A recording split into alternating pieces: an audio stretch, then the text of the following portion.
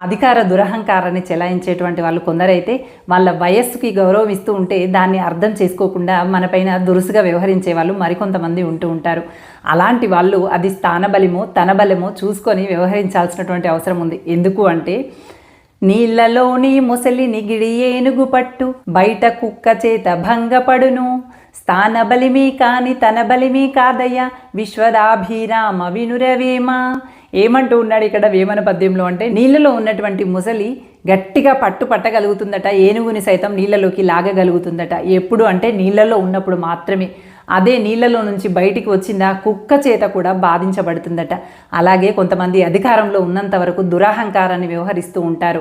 తాము చేస్తున్నది తప్పు అని తెలిసినా, ఇతరులను బాధిస్తున్నాము అని తెలిసినప్పటికీ కూడా వాళ్ళపైన అధికారాన్ని చెలాయిస్తూ ఉంటారు. వాళ్ళ కింది స్థాయిలో ఉన్నటువంటి వాళ్ళు కూడా వాళ్ళకి ఎదురు చెప్పలేక మౌనంగా భరిస్తూ ఉంటారు. ఇలాంటి వాళ్ళు ఖచ్చితంగా ఒకసారి ఆలోచించాల్సినటువంటి అవసరం ఉంది.